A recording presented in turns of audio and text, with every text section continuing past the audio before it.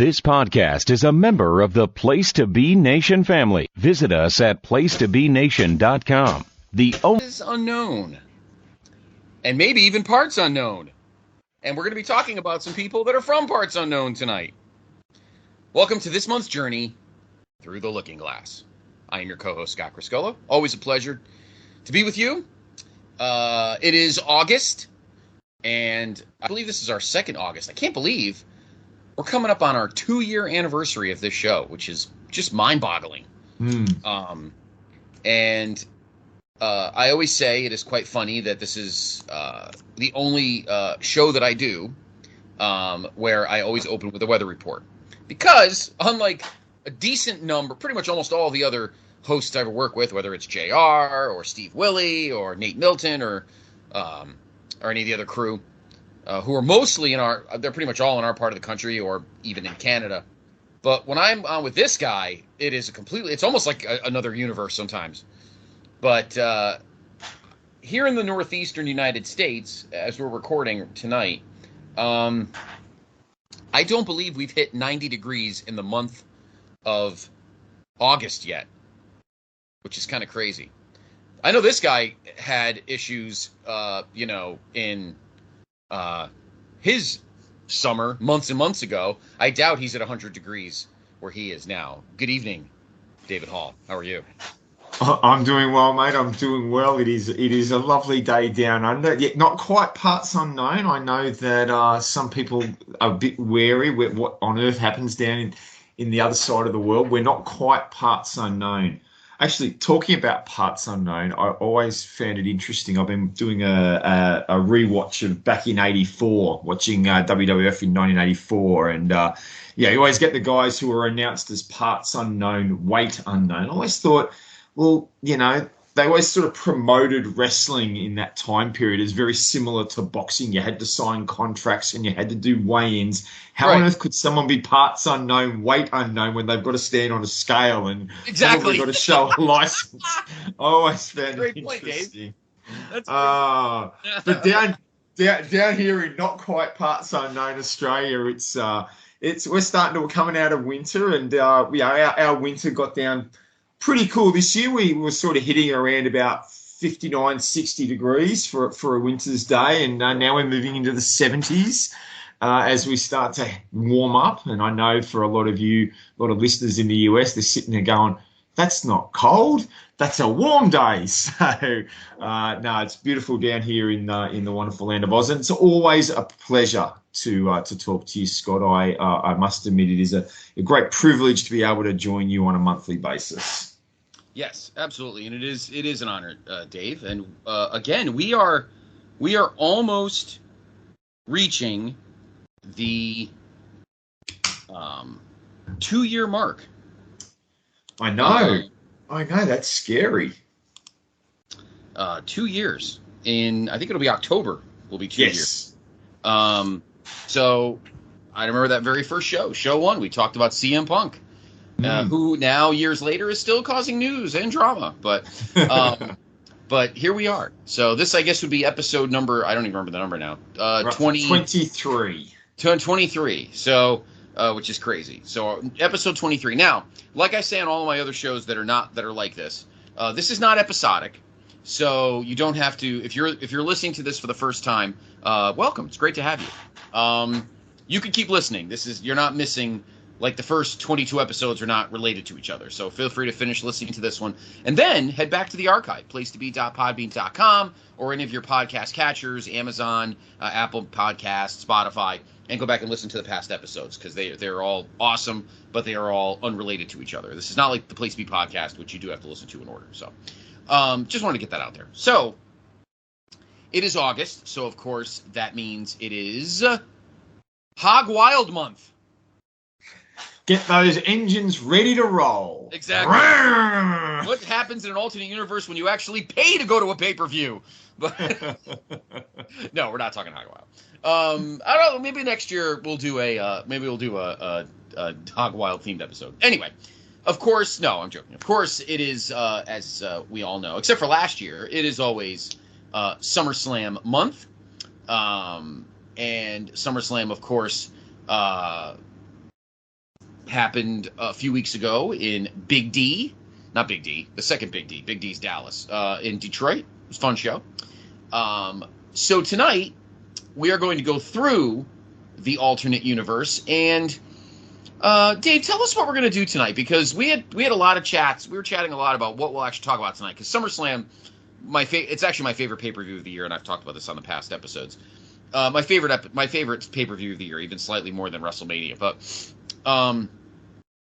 we were talking about all sorts of different journeys we could take tonight. But tell the listeners what we've narrowed down tonight, and what we're gonna jump into.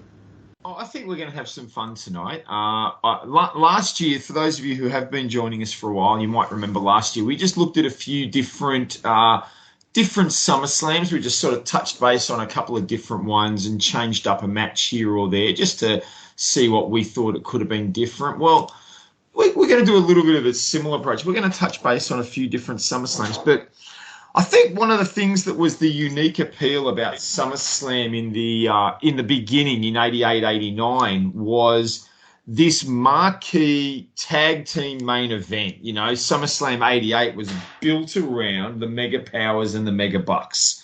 And if you listen, I'm just going to throw another plug in. If you listen to some of the other podcasts around, I'm a part of the Chronoso Monthly, and we've just dropped our latest episode, which is SummerSlam 88. So you can go back and you can listen to Mega Powers and Mega Bucks and hear the build for that. But yeah, SummerSlam was built in the early days, 88, 89, on this mega main event, this tag team match between like the top guys. And it was something that, you know, what made it appealing was the way the business worked in the 80s, early 90s. It was the house show run, and on television you didn't see these marquee matchups. So to bring these guys together and to have these mega main events really was unique at the time. And over the years, that tag team main event concept was sort of dropped. 88 and 89 we saw it, and we saw it again in 91, but realistically they dropped it in favor of the typical main event, your world title match, your big feud ender, your Undertaker versus Undertaker match. We've talked about that before. Mm-hmm. And so we thought it would be interesting to consider, what if SummerSlam kept the concept of the tag team mega main event as their drawing point for some of these events. So we're going to look at a few different SummerSlams. We're going to consider what could have been a draw card tag team main event. What might the build have looked like? Maybe how might that outcome have gone? And just, yeah, have a bit of fun looking at putting these superstar tag teams together on the big stage. It should be a bit of fun. I really do think that. I agree, because we've gone back through history and we've talked about tons of great SummerSlam shows. We talked about tons of great everything shows, and main events, and how to tweak things from what actually happened in the prime universe, ours. Now, some years it's just not worth it. So we're actually definitely not going to do, we are not going to do the SummerSlams during the Attitude Era.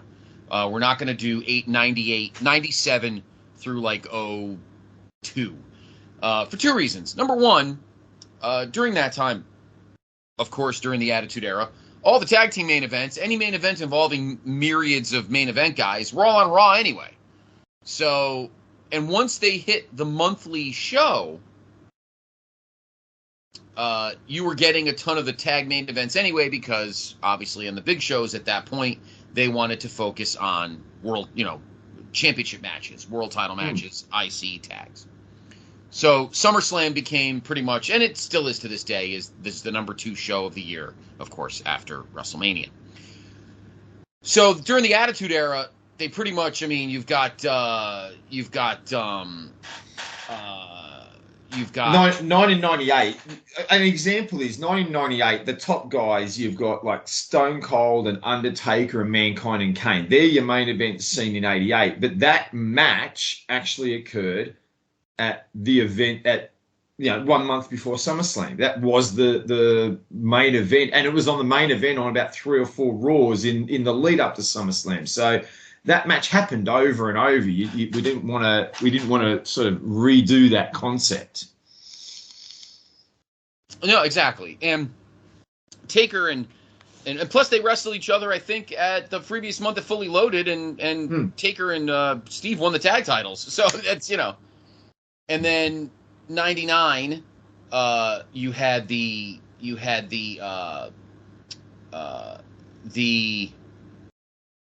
triple threat with Triple H, Stone Cold, and Mankind. 2000, another triple threat main event. You had Triple H, Kurt Angle, and Stone Cold. Kurt Angle and Stone Hunter. Cold, and Rock. And, right, The Rock. Thank you. I thought my mind just went to my mouth went to the other universe before I got out of the Prime one. Then 2001, we were in the middle of the Invasion, so we weren't doing that until we got to Survivor Series, and we actually just did that at Invasion the month before. That's right. So doing it again made no sense, and then we would end up obviously doing it at Survivor Series when it ended the feud or when it ended the storyline. In 2002, you and I were just chatting about this one, Dave, and SummerSlam 02 is probably one of my 5 favorite pay-per-views of all time. I love that show. And that's one of those, you and I have talked about this, shows that were easy for you to go to and you regret not going. And that one is literally at the top of my list. Because that pay-per-view was literally an hour away, hour and a half with traffic at the Nassau Coliseum. And how would I not pay a ticket to see Shawn Michaels' first match in 4.5 years? I mean, against my favorite guy. I mean, I'm a moron. I still beat myself up to this day. And if I could go to an alternate universe and go back in time, I would totally go to that show. Having said that, off track. 2002, in my opinion, and please correct me if I'm wrong, Dave, and I'd love your input on this. 2002 was a unusual year for the WWF. They were still in transition. The Attitude Era was losing steam. Stone Cold walked out. The Rock was in and out, although he was champion, but he was in and out. He was ready to leave. Obviously, the Ruthless Aggression Era hadn't quite hit that point yet. It was going to, but it had not quite hit that point yet. So 2002 was a tough year to put a tag main event together because everybody was kind of separate still. And they'd only just launched the brand extension, and it was still in its early stages. Right. They were still working out how they wanted that to look and which roster was going to, which guys were going to be on which roster, and you're still chopping and changing, and guys were going back and forth, not quite exactly certain what was happening as they nutted that out. So it was still in that formation stage. Mm-hmm. Exactly. So we're not going to touch 02. We're going to take care of most of the 90s because those shows were kind of flim-flammy anyway. A tag main event might be better than what we got. And then we're going to pick and choose, and Dave's got a list. We'll pick and choose some stuff from the 2000s, later 2000s, and into the 2010s. So we'll pick and choose. We're not going to do every single one because we'll be here till, we'll be here forever. But we'll be here the same length as a PLE on exactly. Yeah, exactly. We'll be here at the same time if you add both nights of WrestleMania together. So so we're just gonna pick and choose ones where we think a great tag team main event may have actually been better than what we got. So let's do that. So let's start from the beginning. Obviously, the first 2 years is where we got the idea from. 1988, we had the Mega Powers and the Mega Bucks. Love that. 1989, which is probably one of my favorite pay-per-views of all time. Oh yes. We have obviously Hulk Hogan and Brutus Beefcake against the Macho Man Randy Savage and Zeus. Regardless of the work rate of that match, Dave, that match is just absolutely nuclear at the Metal. That is a really fun main. You talk about really fun main event. You talk about guys working around weaknesses. I mean, the way they worked that match, you didn't you didn't really need the work rate. It didn't Right. matter because it No. was just done, booked so well, and the story they told was fantastic. It was a great main event, Absolutely. regardless of the fact that one of the guys in the ring probably had never set foot inside, had probably never watched a wrestling match in his life, let alone been in one. Right. Exactly. And then, I mean, that show as a whole is amazing. That we always talk about. We've gone through the looking glass through the past about changing shows and stuff. I would never change. I may change the match order of the show, but not the matches. The only thing I would have changed is I would put the tag titles on the line. I would have made that Heart Foundation Brainbusters match a tag title Yes, match. boy, and that match is already like ridiculously amazing. It's on my. I have to look it up. It's on my GWWE Top 100 matches of all time. I don't know where. I think it's in the 50s. But I would have probably taken some of the meat guys and put. I probably would have swapped that 6-man out. I would have probably moved up the the Mega Powers and Andre, not Mega Powers. I'm sorry, Demolition, the Hacksaw Duggan versus against the Andre Towers. yeah. I would have moved that match up, and I would have taken Rockers, Tito, and Rougeau's Martel and moved that because there was like a midpoint there. Because the beginning of that show, from the opening match till Warrior Rude, that show is that stretch of matches might be, in terms of entertainment, work rate, all sorts of stuff, one of the greatest half shows ever. Ever, yes. Then you hit the midpoint, and the back end is pretty much all the meat guys, and it gets a little chunky after a while. And then the main event brings everybody back. So the only thing I would do is swap a couple matches to kind of balance out the work rate and the meaty guys. But other than that, in my opinion, SummerSlam '89 is one of the most perfect pay-per-views ever. So, and it tells me, and it also reminds me how amazing a year of wrestling, in professional wrestling, 1989 is. But that's another story for another day. So let's begin with 1990. Spectrum in Philly. Obviously, we get the double main event. The mid show main event is, of course, Hulk Hogan against Earthquake, and the main event was Warrior Rude 2. Well, I guess 3 if you count WrestleMania 5. Yeah. Warrior Rude 3, this time for the world title in a cage.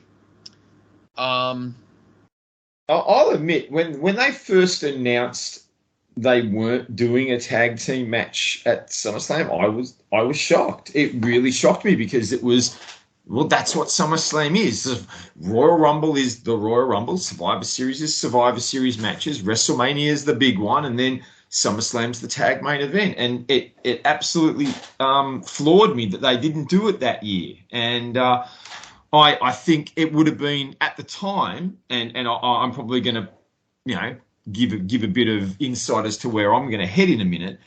But I think everyone would have loved the idea of Hogan and Warrior teaming up after having faced each other at WrestleMania that year. I think that concept, that idea was, oh, well, that's what's going to happen. Hogan and Warrior will be a team, and let's see who they face. That would have been what everyone would have been thinking. Instead, they went, no, we're going to do double main event.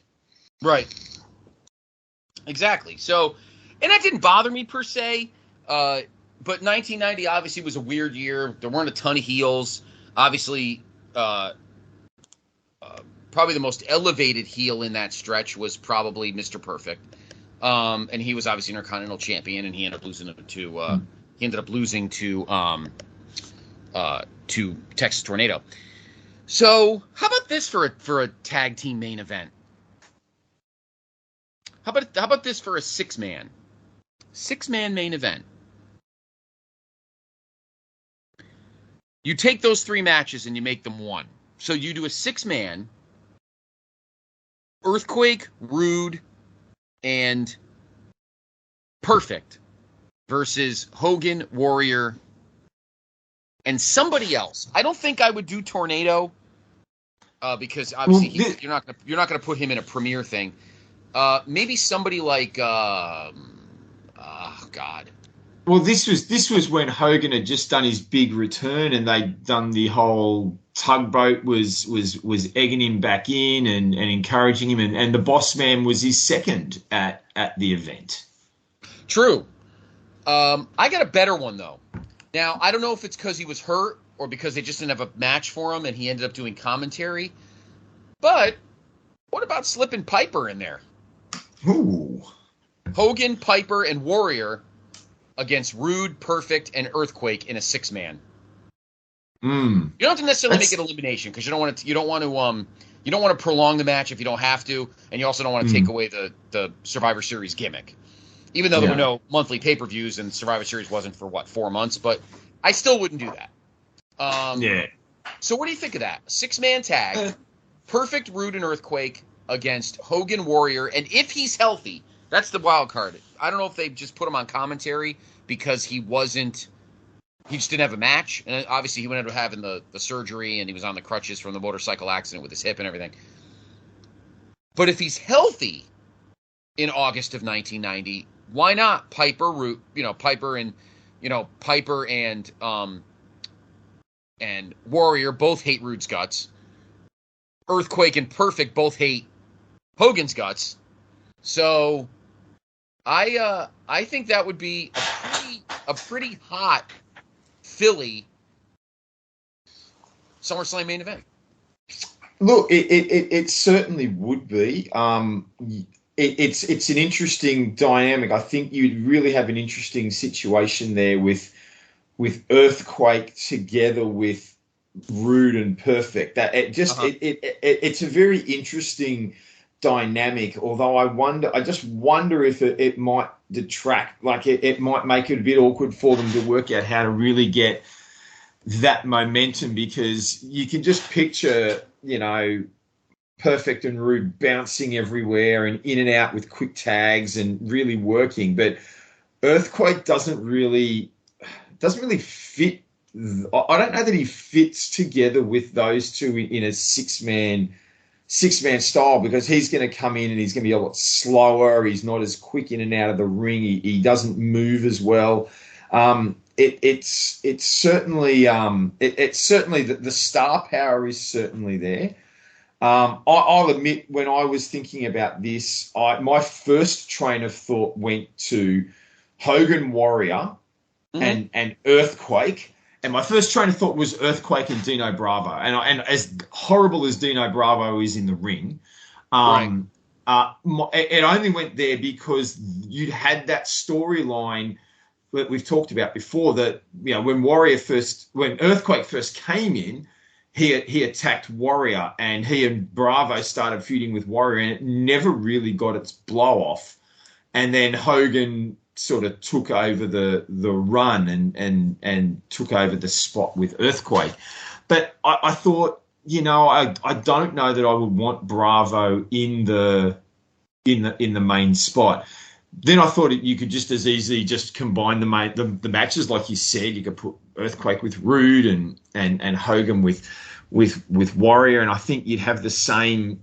That's the easy thing to do. But I'm wondering about maybe scaling back your thought and bringing Hogan and Warrior together with Rude and Perfect, and having that as the match, but at some point in the match, you have Earthquake. You could have Earthquake interfere. So Earthquake is a part of the package, but maybe not in the match itself.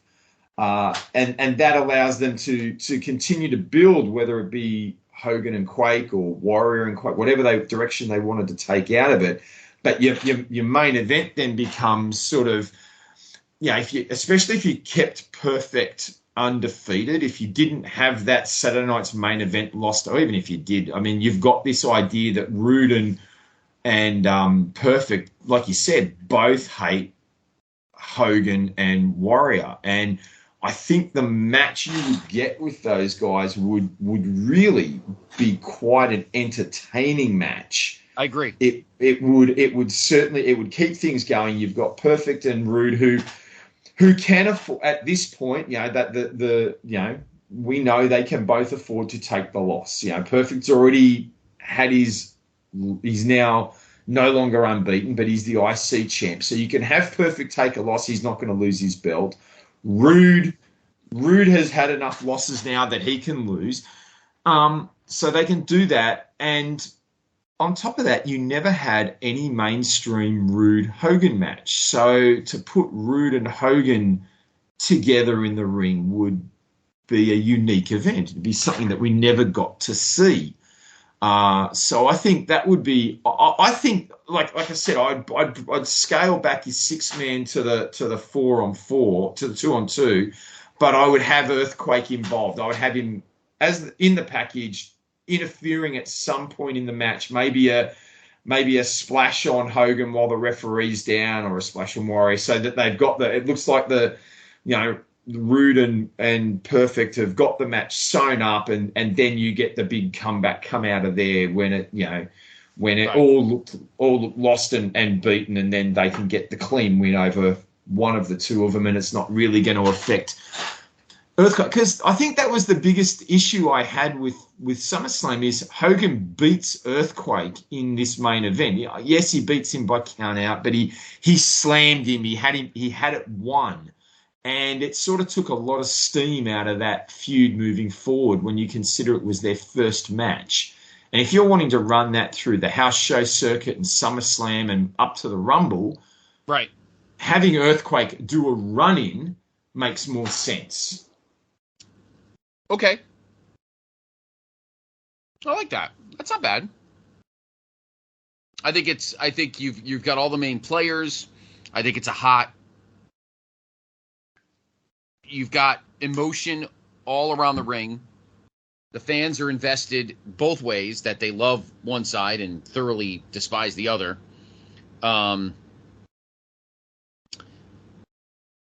Yeah, I like that idea. Dave, we're going with yours. I was trying to jack up the match just for star value, but you actually made some creative sense out of it. That's why we have you around. That's why you're a better booker than me. I respect you, Booker man.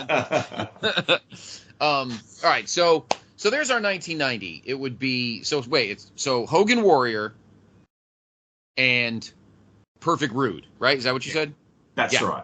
Okay. 1991, Madison Square Garden. There's like 30 title changes on that show. The IC title changed hands. The $1 Million title changed hands. The tag team titles changed hands. My boys, the Legion of Doom. Of course, Brett and Perfect. That tag main event is awful. Number one, you had just bad workers in that match.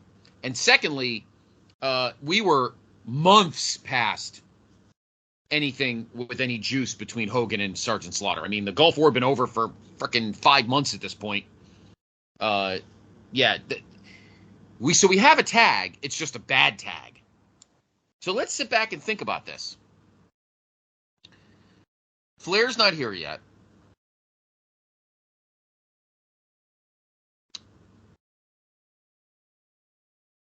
I mean, Taker doesn't turn heel. Taker doesn't turn face until the fall. The following year. Yeah, into the winter. How about? Oh, I got a 6-man tag. How about this? Hear me out, Dave. On the heel side, another six. You know me. I'm suddenly in love with 6-man tags. How about this one? Jake, Taker, and crap, I just brain farted. Oh my god, I just had it in my head. Oh man, Jake, Taker.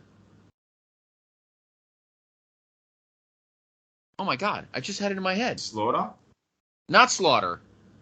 Not Perfect, obviously. Who was it?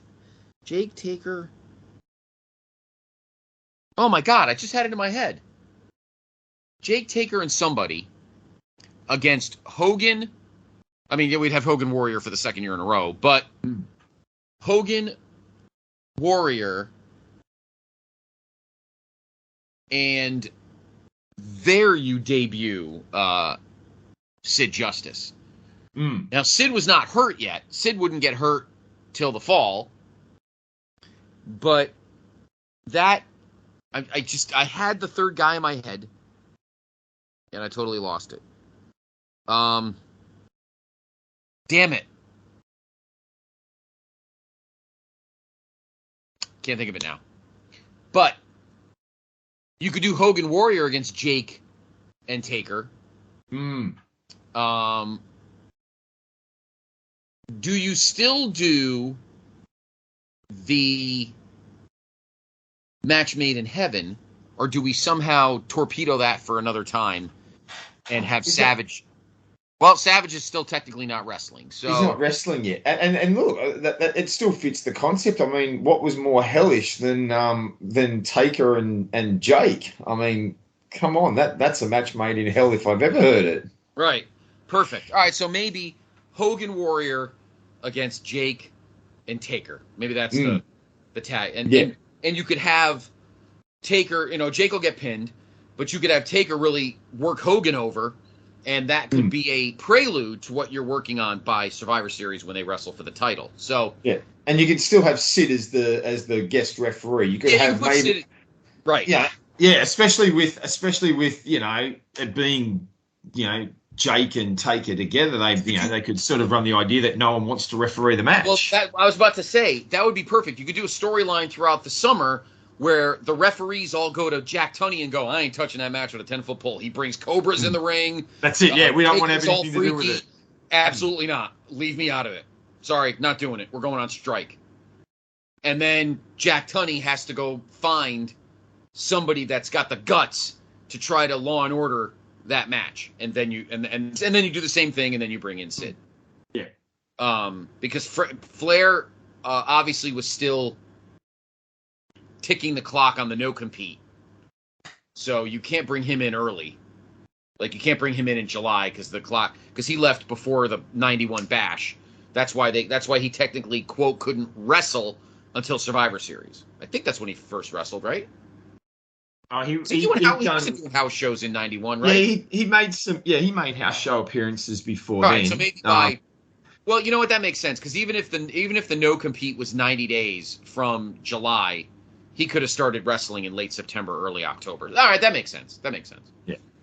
So Flair can't wrestle anyway. Even if he shows up, he can't wrestle anyway. So and that's not who I was thinking of. I had a third guy, and it totally went out of my ears. Oh, well. But you're right. I think Sid being the special referee still, but it's Hogan Warrior against Sid. Because how did you leave Jake and Taker off that show to begin with? Just so they could do that stupid parlor trick with the reception party and the Cobra in the box, which is pretty cool because you got, Sid with his jeans and red polo shirt on. That's awesome. Wedding wear. Not even a jacket and tie, but a red polo shirt. How on earth does Sid get invited to this wedding when he's only been with the company 4 or 5 weeks? Like, I know, right? When I got married, I mean, we had our wedding invitations out a couple of months beforehand. Like, we weren't inviting people that we just met last week. I know, right? It's crazy. Oh my God! But anyway, I mean, we had always said, I think it's always been kind of a common thing that when anyone ever talks about SummerSlam 91, that not having those guys on that show was just ridiculous. So, all right, so we've established then for the second straight year, Hogan and Warrior are in the main event in a tag, this time against Jake and Taker with Sid as the ref. Yeah. That's safe to say. All right. 1992, Wembley Stadium, London, England. Now, obviously, the easiest thing to do here would be just to say, well, just run what they were going to run at Survivor Series, and you could have the match be Savage Warrior versus Flair and Razor Ramon. I mean, that's the easy out with the whole Savage Warrior, Flair, perfect, and Razor had debuted. He wasn't at the SummerSlam card, but it'd be very easy to do that. That's too easy, right? But I feel like if you're going to I still think you need to put Bulldog in the main event, though, if you're going to be at Wembley. I think you need to put him in the main event. I agree. So I'm trying to think how you could what kind of tag match you could have like Brett and Bulldog on a tag team against somebody. Well, would it? Let me throw this out there because SummerSlam 9. This is just coming to my head. SummerSlam 92 is one of the few events where you've got this occasion, like Savage and Warrior faced each other as both good guys. Davey Boy and Brett faced each other as both good guys. What if you did, being at Wembley Stadium and Davey Boy and Brett, you link them up as the brothers-in-law, as the IC champ and the number one contender, and you put them in the ring against Warrior and Savage. And you have your top 4 baby faces all in the ring together.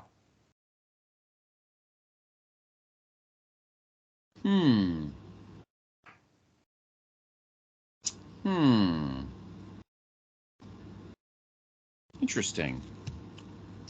So it would be...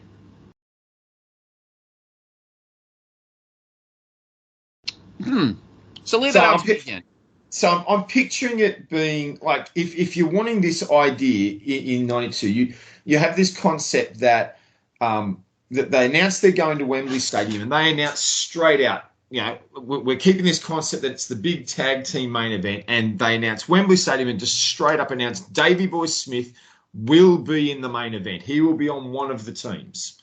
And you could do this over a few weeks. So maybe the next week, Davey Boy announces that there's only one man in the company that he feels he could team with.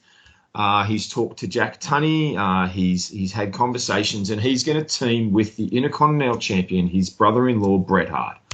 And so we get that announcement straight out. There's one side of the main event, and then over the next couple of weeks, you get Frank Tunney. There's his brother.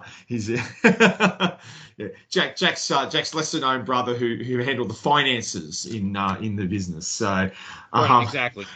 Right. Jack Tunney sort of starts looking at who will be on the other side. Will it be like a Ric Flair? Would Ric Flair be one of the contenders or whatever? And then you've got perhaps with Warrior having returned, you could have some of that simmering tension underlying, Warrior and Savage having had their history. And then Jack Tunney announces that the other side of the main event will be world champion Randy Savage and the Ultimate Warrior. And the whole build-up to the match then becomes not so much that these guys are against. You've got your top 4 guys essentially in the ring against each other, but then the build becomes, well, can Savage trust Warrior? I mean, Warrior retired him 12 months earlier. And can Brett trust Davey Boy because Davey wants the IC title? And you run it it almost feels very ECW style, the tag partners who, can they really trust each other? Can they be there for each other? And right. And you build up, and then you could have your match, and you could still have Perfect and Flair running the I was going to say the interference. They're running their side, their side show, their parlor games, their psych warfare against Savage and Warrior, and hell, Perfect could talk about how it was Brett who retired him. Brett injured him and put him out. So Flair and Perfect then start targeting Brett as well, and you've got this whole shenanigans could be happening either way. Are they going to support anyone? Are they going to get involved? And you just build to this. You're just doing it as almost on this big arena. We're just going to put the top 4 guys in the ring together and let them go for it. Be very interesting. I think it'd be cool the best thing about a situation like that, Dave, and this goes true for, say, if there's a show in your country, you've got a place that does not do shows that often, big shows. I mean, WWE obviously goes to the UK, but they don't go for like the big stuff. They go for like glorified house shows and such. So you don't really need like a bona fide storyline, but you treat it almost like a mega house show where you do have these these main event guys just kind of being in a match and totally entertaining the audience. But you're not sure how it's going to go, and they have promos and such on the Cindy circuit leading up to the show, and you're not sure what the situation is going to be. But because it's in London and they're jacked up beyond all recognition, the crowd's going to be pumped up regardless. So yeah. I like the fact that we're just going to load the main event with just the best of the best, and let the crowd decide. Yeah, there is a problem with this idea though, and it's this. You're in England. You're going to want to put Davey Boy over. That's what they wanted to do. Being in, they put Davey Boy over Brett. Like this idea that it's his hometown. But I can't see them wanting to put Davey Boy over either Warrior or Savage, and therein lies the problem with that match. Is can you really do that? Davey Boy is that Warrior is not going to let himself be beaten by Davey Boy Smith. Savage, look, I think Savage would have been more than willing to do it. From everything I've heard about Savage as a businessman over the years in interviews and stuff, I could certainly see him being willing to take the fall, but I don't know if the company would have wanted their world champion to be beaten by Davey Boy Smith at that point in time. So that creates a big dilemma. You could have matches, then you've got countouts and DQs, and it's not quite the same. It's not going to have the same outcome as Davey Boy getting the win. And maybe what I suggested earlier, maybe the idea is you do keep Davey Boy and Brett as one half of a double main event, and then you have your tag team matches, the other one being Warrior and Savage teaming against Flair, and maybe you bring Perfect back early.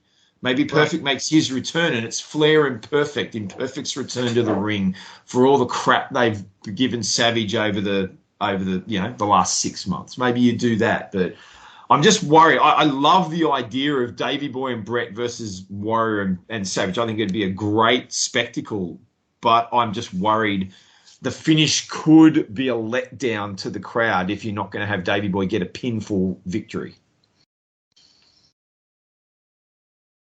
Yeah, I mean, do you still do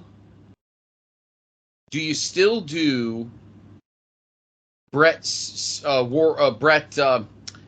Maybe you kind of tweak things a little bit here, and maybe do Brett. You still do Brett and Bulldog, but maybe now you do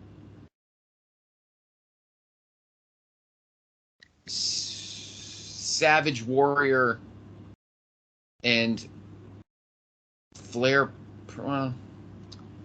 That's what I'm saying. Maybe Perfect makes his return a couple of months early. Yeah, if he's allowed to. That was the other problem. If he's still on the Lloyd's of London, and it wasn't up might to the not have point been where able he was to. a wrestler, he loses his cash. Or you just do what they did at the Survivor Series and put Razor in that match. He's just made his debut and he's just started causing havoc, but he hasn't really become a player. Like he's only just sort of been on TV for a very short period of time. So, he probably doesn't have the real name power to be a player there. Right. That's true. Yeah, 92 is a tough one. Again, 92 is a lot like 2002, where things are in a state of flux. We don't have... I mean, do you push Taker up, ditch the Kamala nonsense, and throw him in the main event? Is Taker against? But who does he? Who in which side of things? Where does he end up? Like, do you put him in a tag?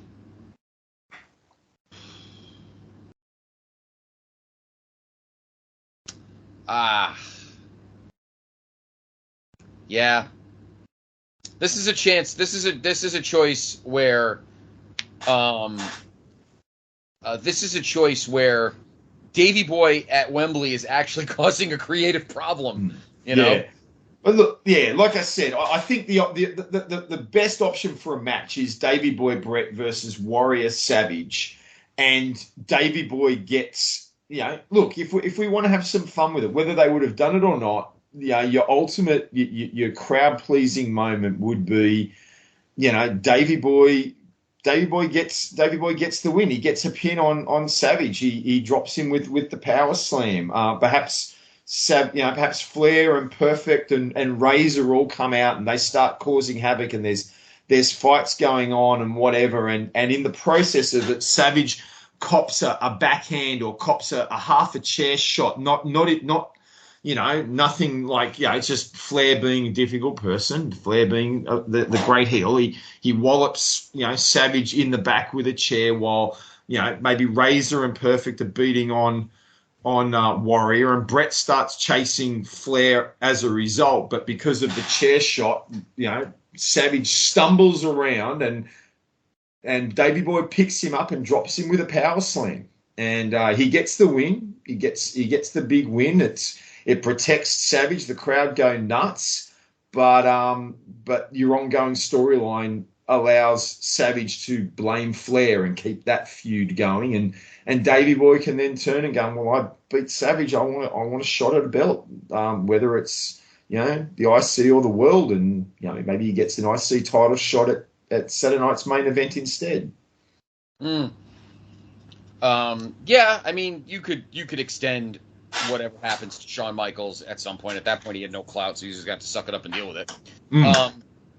You also do a couple of things too there, Dave. You promote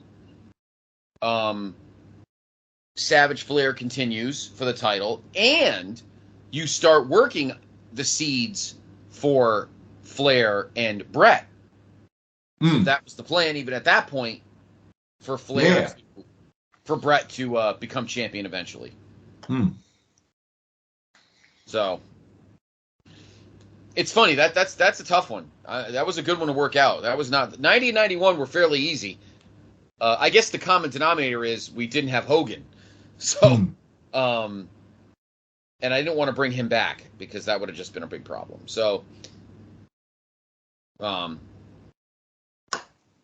yeah, makes perfect sense. Good main event, Dave. 92 was not easy. All right. 1993. The Palace in Auburn Hills, Michigan. Obviously, the main event was supposed to be a big deal between Yokozuna and Lex Luger, and Lex Luger celebrates a countout like he won the world title, like a boob.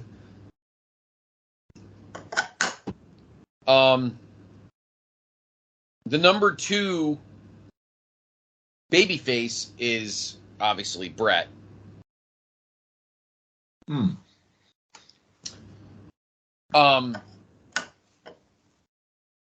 Cornette in its best form hasn't even started yet because obviously the Owen heel turn hasn't started yet. I wouldn't touch that. No.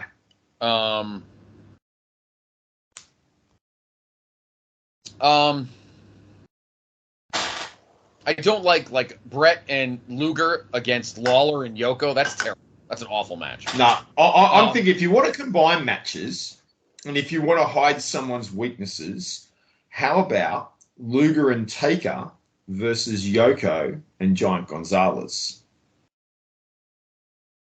Man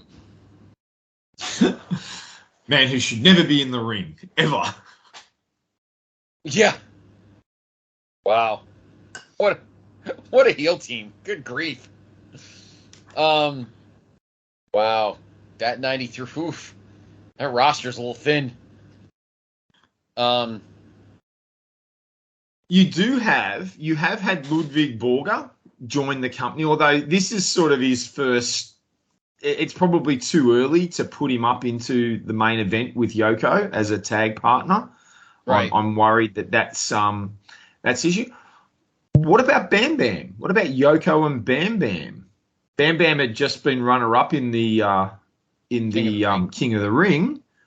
Two big boys, and they can work. You probably need to do more with Bam Bam coming out. Like if you were to do that, you would need to probably, you're going to obviously, building up, you're going to have to do more with Bam Bam in the build up to SummerSlam. Maybe coming out of King of the Ring, maybe he goes on just an absolute tear because he sort of says, I won that match and I got cheated by referees' decisions, and they reversed the decision. I had that match won. I got the 3 count. I should be the king. And he starts tearing the place apart and just taking, interfering in matches and dropping jobbers and lower card guys left and right and just absolutely pulverizing people. And then you team him up with Yoko against maybe Luger and Brett. Brett's got an issue with Bam. Bam Bam and Brett have an issue coming out of King of the Ring, and Brett obviously, he lost the title to Yoko, and here's Luger, who's the USA guy on the rise, having body slam Yoko at on the Intrepid. Yeah, I think I think I like that. I think I like the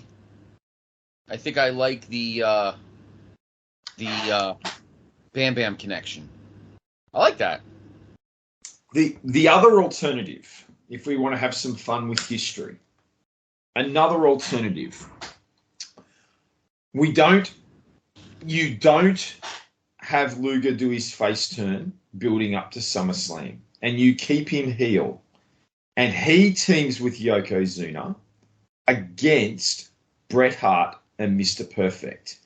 This is your build-up into SummerSlam. They team up. You keep him Perfect, he'd been at the top of the card. I mean, he was very prominent. Like everything coming out of like the Flair series and the Luger series, he'd been considered a top man. You keep them together, and then in the process of the match, Luger and Yoko, whatever happened, Brett and Perfect get a win because maybe Luger nails Yoko with the forearm accidentally. The running forearm accidentally puts Yoko down, and this leads to simmering tensions post SummerSlam, and you can do your Luger face turn after SummerSlam, and then you could then build that up, building towards Survivor Series and WrestleMania.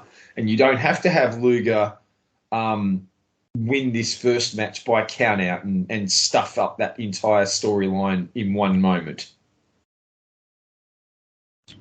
Correct. Yeah, no, absolutely.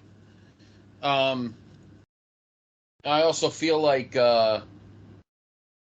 it's a good chance to build Bigelow to a next level for the future, and then maybe he doesn't have to wrestle Doink at WrestleMania 10. Yeah. There's something better. That's right. There's something better for him. So yeah, no, I like that. I like that. That makes good for 93, because 93 is still not easy. The roster is filling, but not full enough for something like that. But yeah, I like that. I think that works out well, and it kind of gets you towards what could end up being a better Survivor Series that November, and then lead to maybe some interesting things into 1994. So which of the two matches is your preference there? The Bigelow Yoko or keeping Luger heel and have him teaming with Yoko? I like Bigelow and Bam. I like Bigelow. Yeah. Luger seems like a guy that the narcissist gimmick. Sorry, I meant to clarify that. The narcissist gimmick, I feel like, didn't fit for a tag team situation. I feel like he. Right. True. Nah. Even though he'd have been good in Camp Cornette, but I have to say, I think I like Yoko and Bigelow. Two big freaking dudes. Yeah, I like the Bigelow. I don't like Luger as a heel with a tag team. If he's a babyface, I go with that. But I think a great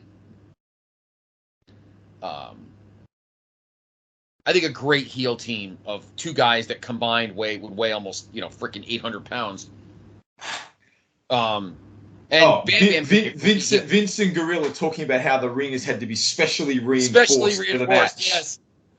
And you could have like Cornette being scared of Luna. I think that'd be pretty great. I think that would be awesome. So yeah, of those two, I would definitely go with Bam Bam. I didn't like Luger turning face to begin with. That was a dumb Vince idea.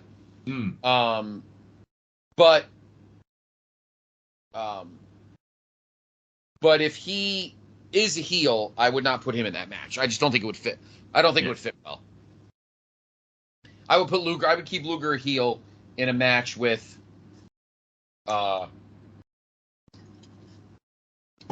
think Hogan would put him over? He wasn't going to put Brett over. He wasn't going to put that hunk of meat over. So,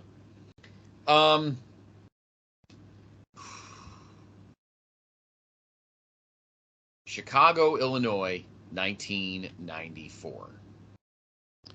Oh boy. Well, I'm already saying right now, Dave, that we are not touching Brett and Owen in the cage.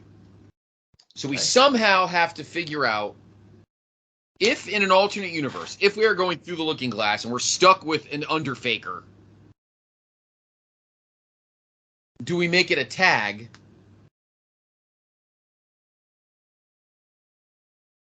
And do Taker and somebody versus Faker and somebody? Oh, and maybe it turns out a better match than we get. Because I don't want to give up Brett and Owen in the cage. Because we're trying to fix... Not even for a tag team family feud match? Brett and Davey Boy versus Owen and the Anvil? Oh, wow. That would be cool. It would be Davey Boy's return to the company. Yep. You're playing off Owen and Anvil's King of the Ring antics. Brett obviously having been impacted by Anvil as well. So you haven't had the 3 years of history that comes after all. Like, this would be the first time Anvil and Brett had been on either side. The first time since Owens turned heel that Anvil's been with him. And as I said, the return of Davey Boy as Brett's teammate. You could even have that as almost as a surprise. You could do it as Brett had just announced he's going to have a brother, he's going to have a family member as his teammate to fight his brother and his brother-in-law, but he's going to keep it a secret until the night. And then on the night he introduces Davey Boy as his partner. And if you wanted, you could put him in the cage. Put the tag in the cage. Then when do you give Owen his title shot then? He could have it at Survivor Series instead of Bob Backlund. And then you have Owen win, and he has to eat the pin to Diesel at the Garden in 12 seconds, or do we in this alternate through the looking glass we ditch that crap?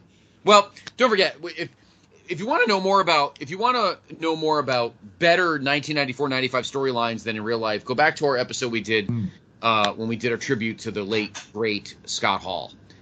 We had a great episode and talked about how to rebook 94-95 from what the crap was that we ended up getting. Here we are kind of doing it again. Do you keep Brett champion until Mania and have Owen take the title off him at WrestleMania? Wow. Or at Royal Rumble.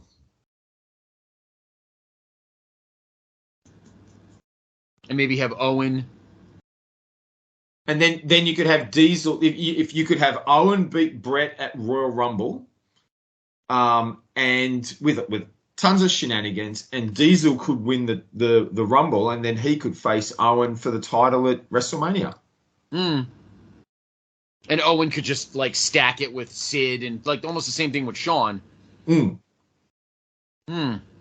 Interesting. That's if you want to do that's how you might salvage your Brett versus Owen title match down the track. Right.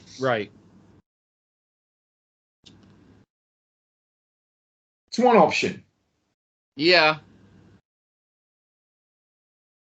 If you want to, in our alternate universe, through this looking glass, we strip Shawn of all of his bullshit powers. If you're wanting to keep Brett and Owen, maybe a tag option then isn't an Underfaker, but maybe it's the returning Undertaker teaming with Razor against Diesel and Shawn.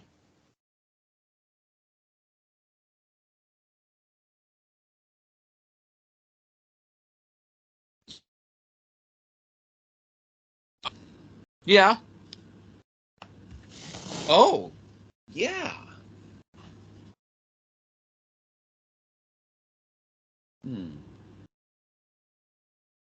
Because we really don't do that at Survivor Series. Nope.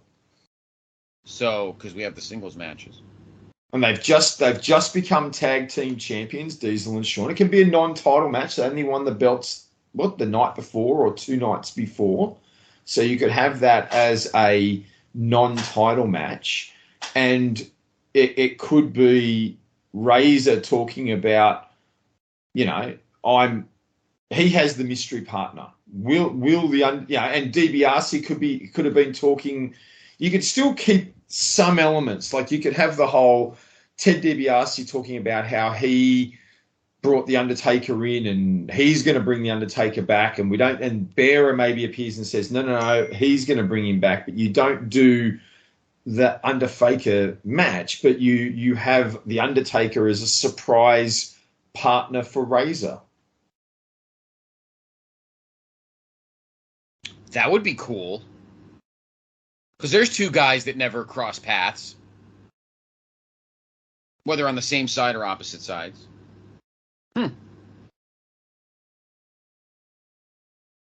Yeah, there's so much talent here. You could come up with a myriad of equations. Yeah. I kind of like the Brett Razor against Shawn and... Brett and Razor, Shawn and Diesel? No, Brett and Taker. No, sorry, Razor and Taker versus Shawn and Diesel. And that lets you keep Brett and Owen in the steel cage. Okay. Yeah. That works. But the only thing is, now you're starting to sell me on the whole Owen beats Brett at the Rumble, and then we get Owen and Diesel in Hartford. I know, I like that. I like that storyline idea. I do too, actually. And I think for 94, I think the storyline because again, we're talking about trying to come up with a tag team main event that is going to draw.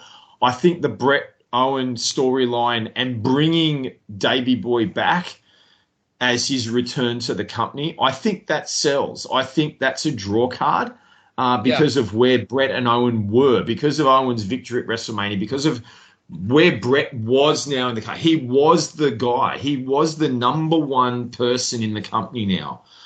Whether whatever revisionist history people want to make, or whatever people want to think about is whether he sold tickets or not, or whether it was the individual selling tickets by this point or the company. Brett was the top guy. He'd been made the top guy at WrestleMania. And this plays off all those storylines into a tag team, into your mega tag team main event. And it would be the main event, because I think if you did Razor, you're still at a point. Diesel's still up and coming. Razor and Shawn they're upper mid card. They're not main eventers at this point. They haven't pushed. Shawn is not at the top of the card at this point. And as fun as having Shawn and Diesel and Razor in a tag match would be, they're not the ones who are bringing people to the arena yet. Yeah. Excellent point. 94 it's just so much talent. Now, again, we've done this in the past. In our alternate universes through the Looking Glass, we get rid of all the click drama and we call the shots. So we don't give a shit what anybody says. We're doing it what's right. So we want to make that clear. Dave and I call the shots in the alternate universe. Sorry, Click. You do what we say. So sorry, Sean. You don't get to pick and choose when you win titles. We'll let you know. And then you can go off to WCW and job to Hogan. So, I like those thoughts, Dave. I like those for 94. Those are all really good. So Taker. All right. So just to clarify, so if we do have Brett and Owen in the cage, then it's going to be Taker and Razor against Shawn and Diesel, which I like. Yeah. If we don't do it, you said Owen and Anvil against Brett and Bulldog in a cage. Oh yeah. Imagine a tag in a cage. Very un-Vince like. Very interesting. And then you still do Razor and Diesel for the IC belt. Yeah. Yeah, that's right. Yeah, you can keep that as is. Wow. All right. Good ones there. All right, Dave. So to this point, you have put together some amazing alternate main events for SummerSlam between 1990 and 1994. Now, if you can come up with an amazing, awesome, super mega main event for August of 1995 in Pittsburgh, I will sign over the CEO duties of the PTB Wrestling Network to you. You will be the new boss. And I will retire gracefully. Because I don't know what pile of slop we can try to put together. Well, it'll be almost easier because that card, other than Shawn Razor, the ladder match, that card's just crap. It's just crap top to bottom. I have zero interest in seeing Nabel in any kind of main event, so we would ditch that shit. Okay.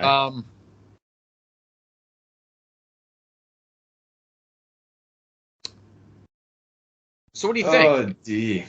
Yeah, what do you think? We need to get Brett back on track. Mm-hmm. So fuck the Isaac Yankem crap. How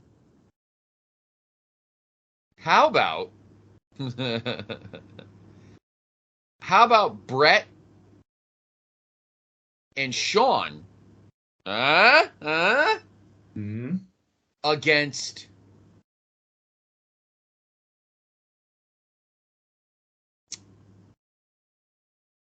Here's the thing. In our universe, depending on what we do, would we somehow keep Diesel a heel? Not if he's become world champion. That is true. All right. If you're willing to sacrifice a ladder match, what about Diesel and Shawn versus Razor and Brett?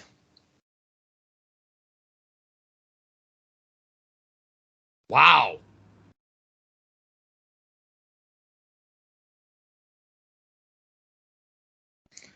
Everyone wanting their belts back. Razor wants his belt back. Brett wants his belt back. That's the premise of them teaming up to take on. So the titles aren't on the line, but the premise of the storyline becomes, because we know Brett gets a shot later in the year and Razor, and we know we're now in the time period where good guys can face good guys. So you've got Diesel and Shawn as the good friends, as the best friends, and now holding both belts.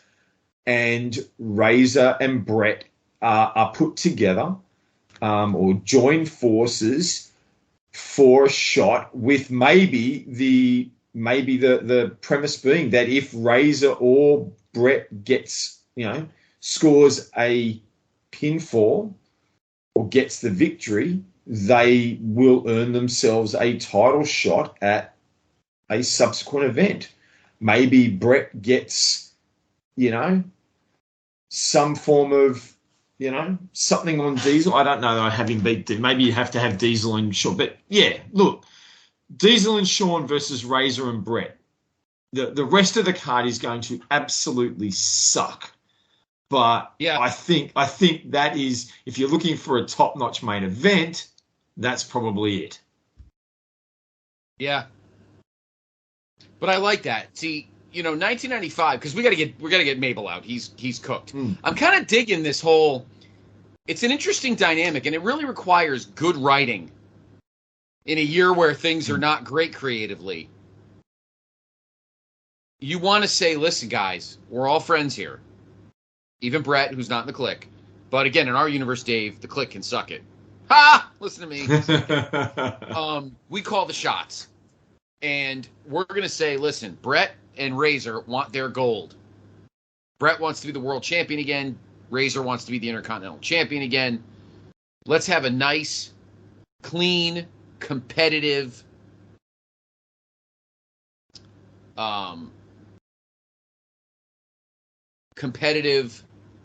tag title match, a tag team match, and I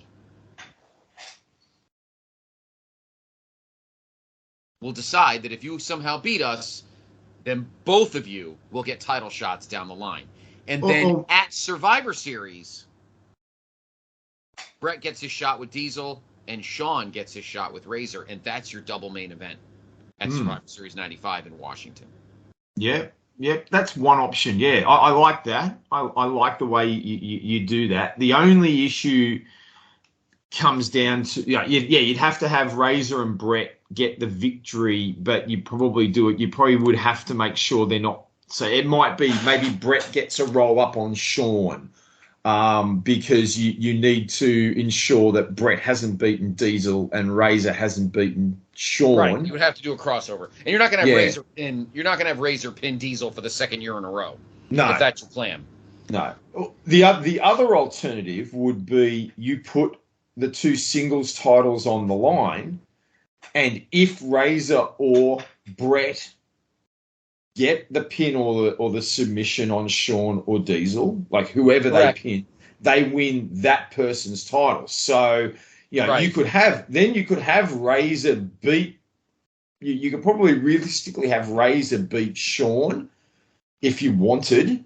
Obviously we know Shawn kept the title at SummerSlam anyway. So you could have that stake, which makes it, that it throws in a little bit of that interesting dynamic, because not only, are Shawn and Diesel trying to win the match, but they've got to make sure they don't get beaten themselves. And, Razor might be going for a pin, but Brett wants the title. So is he going to let Razor, this could get really complicated. Is he going to let Razor get the pin because he wants the title too? That could become complicated. I think I like your idea better. If Razor and Brett get the victory, they earn title shots at Survivor Series. I know we have pay-per-views between that. We'll have in your houses 3 and 4 in September and October. Those shows need to be rebooked because, number one, they were all crap. And you have to guarantee that, well, listen, Razor and Brett are guaranteed title shots at Survivor Series. Said nothing about who they'd face. But true. Do they stay baby faces, say Diesel and Sid, or Shawn and Sid, and Brett and Razor are protecting them? It starts to sound very similar to. It's starting to sound more like a late '97 approach to booking, where it's sort of like, well, who does Razor want to face in his title match? Does he want Shawn? Shawn's having a title defense against, Sid. Who does, is Razor going to be at ringside? Who does he want to have win that match? Is he going to interfere to make sure it's still the person he would prefer to face? Right. Yeah. Mm. So you could find a way to make that those couple of months of pay-per-views, September and October of '95, better to get to Washington D.C. for Survivor Series.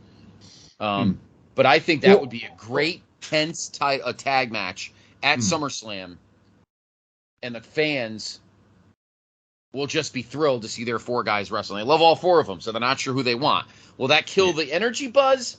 I don't think so. Not for that match, because you have 4 beloved guys.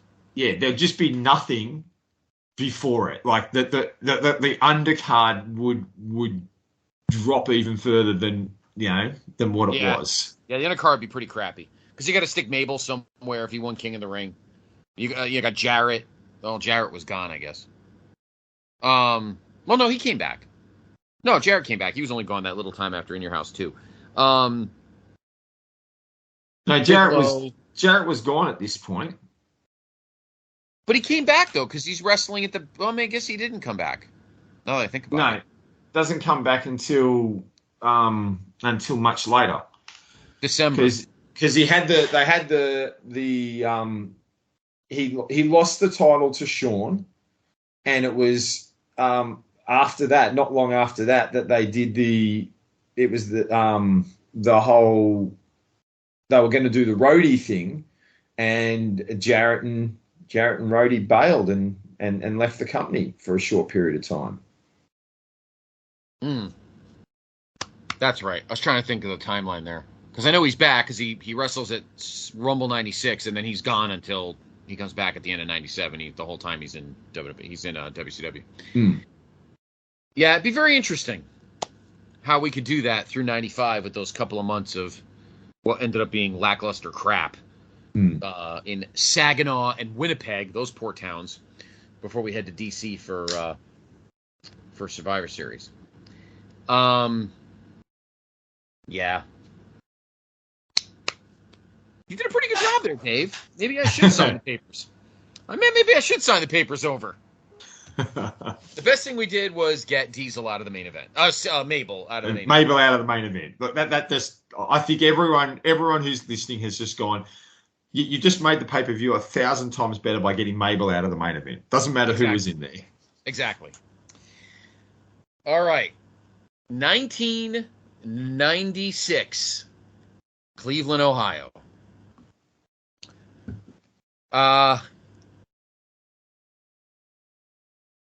Here's our problem with 96. We already had the tag the previous month, because that is easily one of my favorite, and that's also on my GWWE Top 100. One of my favorite 6-man tags of all time is the main event at In Your House International Incident the previous month. Now, would you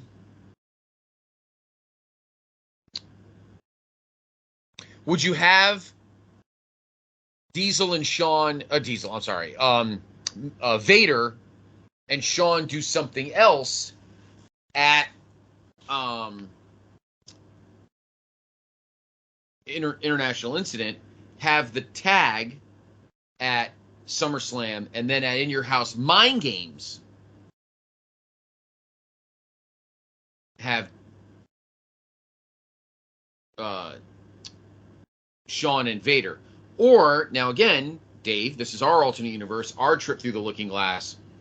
Do we have what should have happened originally and just save Vader and Shawn for MSG, and Vader wins the title there like he was supposed to do in the Prime universe? Yeah, well, that I think would be a better option. So what if you'd obviously have to change your build? You'd have to change International Incident. Yes, you do. And that's not what we're going to do right now. We're going to change it, but we're not necessarily, what that match is irrelevant at the moment. What about but you don't need to have all the guys that were in that match in it, because I'm just looking at this SummerSlam card and thinking of coming away and doing mind games and then building up to, perhaps like you said, Vader beating Shawn at Survivor Series.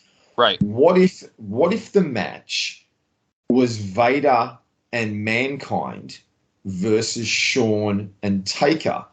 You lose the Boiler Room brawl, but you still have Mankind and Taker involved, and you could have Mankind get the win over Taker, which leads him to get the title shot at Mind Games, and then Vader gets the title shot at Survivor Series. Like you could almost build it.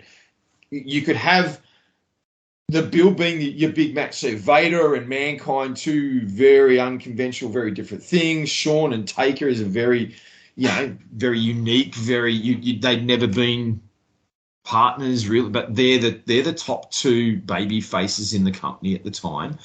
And Correct. if you had Mankind and Vader win the match, and they could win the match by DQ, they could win the match by count, it doesn't matter.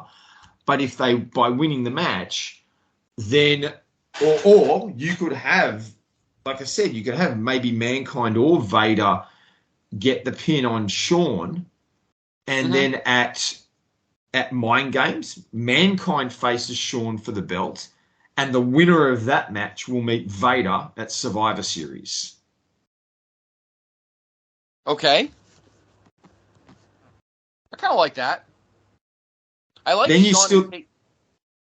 Yeah, sorry, you go. Oh, no, I was going to say, I like Shawn and Taker as a tag team, though. That's stuck in my head. Because we never really get it. They just end up feuding. No.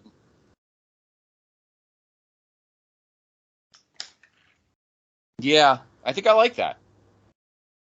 Shawn and Taker versus Vader and Mankind. Right? Is that what you said? Yeah, Shawn and Taker versus Vader and Mankind, and that allows you to keep Shawn and Mankind at Mind Games. It still allows you to have a world title match between Shawn and Vader down the line. And you can, like you said, you can go with the original plan of Vader beating Shawn at MSG and then dropping it back at Royal Rumble.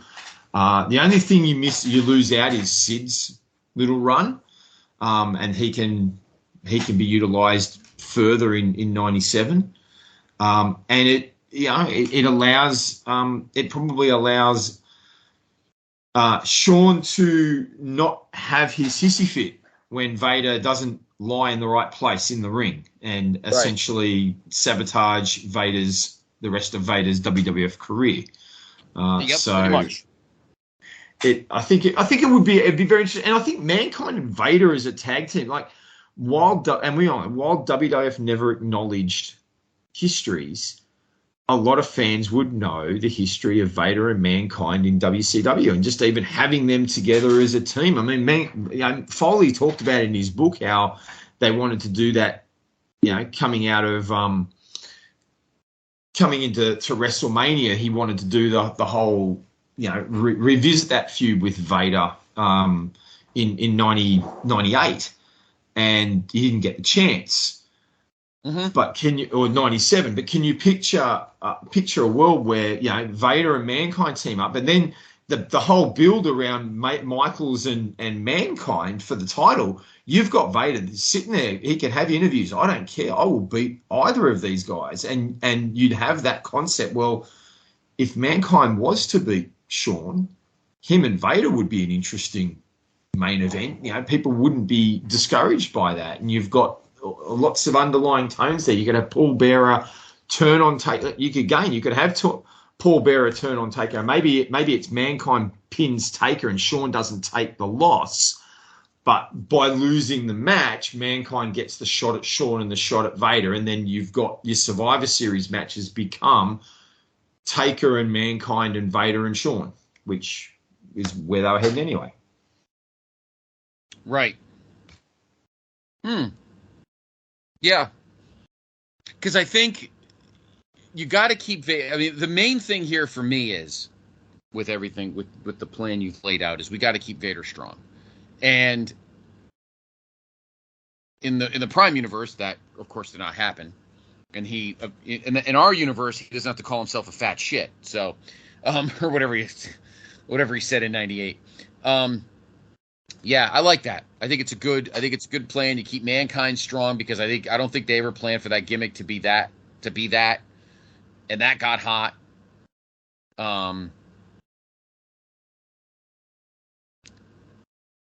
And with the first with Survivor Series being the first pay-per-view at MSG in 2 years since WrestleMania 10, you really want to make that super special. And I think the build you're doing there works it perfectly. So, I think the best thing that we've done so far tonight with our journeys is we're really utilizing the roster. With what's left, which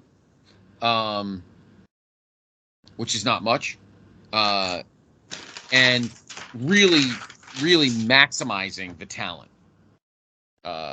because obviously you get a lot of guys left in early mid '96, and that's when things start to dip a little bit. But I think we did a nice job here, because you need to make Vader strong, and I think they suffered because in the Prime universe, by making Vader look weak and not having him win at SummerSlam, and eventually him getting dumped out of the Survivor Series main event because of all the stuff with Bischoff and J.J. Dillon and all that kind of nonsense.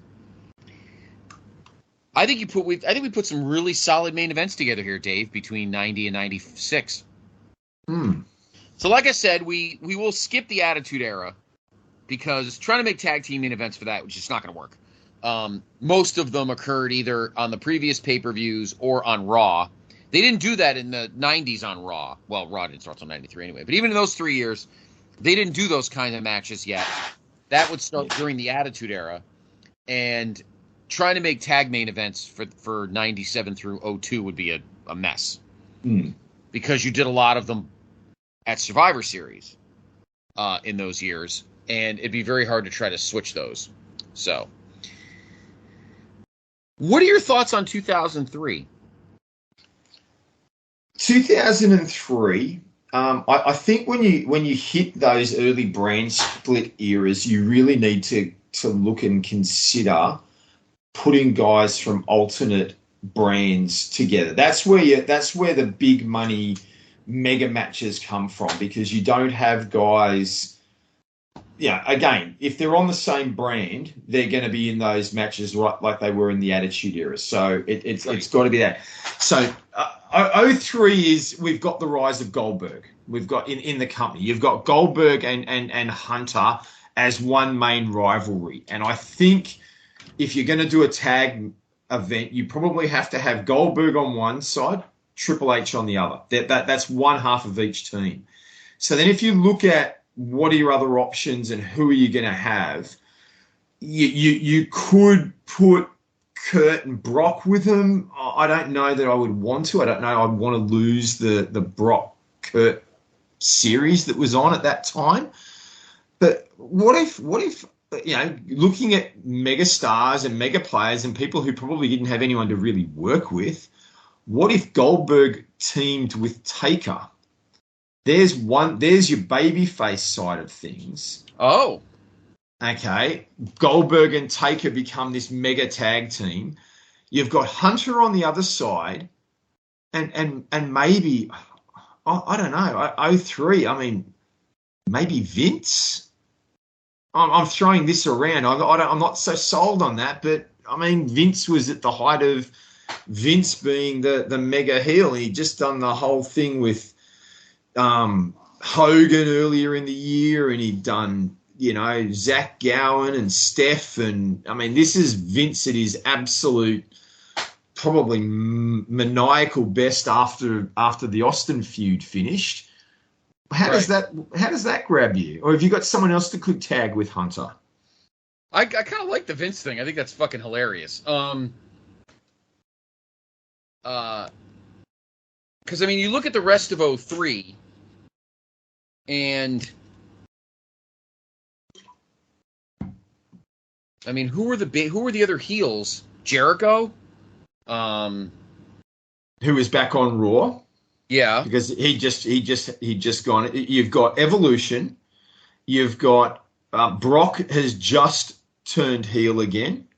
Sorry.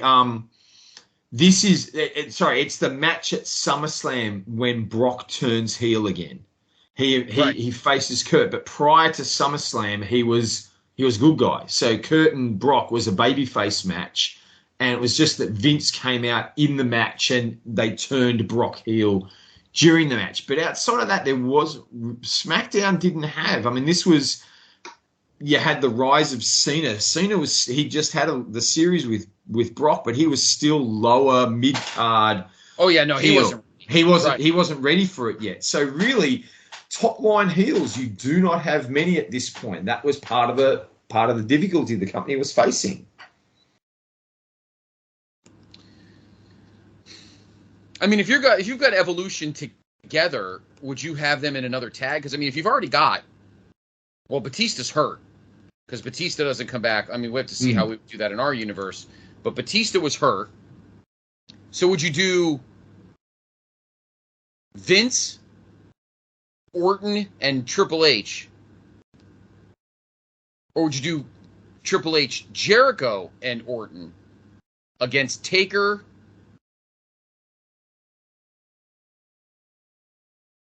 Goldberg? Because Jericho and Goldberg had just fought at Bad Blood, so there is, quote, bad blood. What about and Shawn? And Shawn. Oh, yeah. How about that six-man? Triple H. I think a six-man would work there. Yeah. Triple H, Vince, and Jericho against Taker, Shawn, and Goldberg. Yeah. You got a mix of both brands. How totally bizarre would that be? That'd be a fun match. It really would. I think it would, actually, just for the guys. Yeah, and it just allows you to take advantage of the brand split. So you've got guys from each brand, and so that match isn't going to happen in that time period, especially Goldberg. I mean, Goldberg Vince. There's something to that. There's something about that makes it interesting. I dig that. I ultimately dig that. I think that would be a great SummerSlam 03, better than what the Chamber ended up becoming. You could do the Chamber somewhere else. You could do the Chamber and Triple H carrying his injury at this point. This tag match allows you to protect Hunter. Vince eats the pin. Well, yeah, exactly. Yeah, Vince can eat the pin, but Hunter can be protected. He doesn't have to be in the ring much. He can come in, like Jericho would take a lot of the work. Hunter could come in and do some slow power moves, but then he could just tag out. So when the baby faces, when Goldberg and Taker and Shawn are getting their on top time, they're going to do it on Jericho and they're going to do it on Vince. And Hunter can the whole thing could be about Hunter avoiding Goldberg. Every time Goldberg tags in, Hunter tags out. Correct.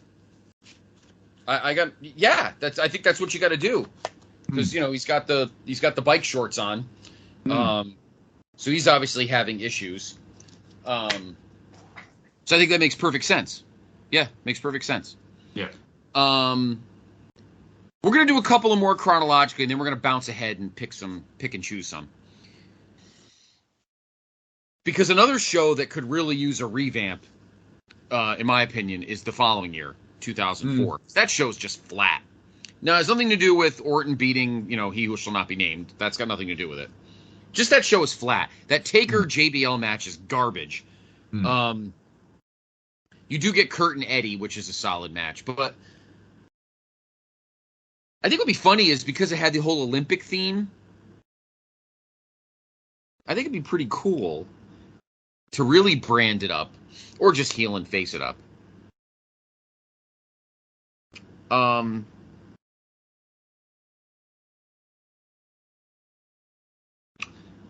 we can get rid of the Eugene thing. So what about like Triple H, JBL, and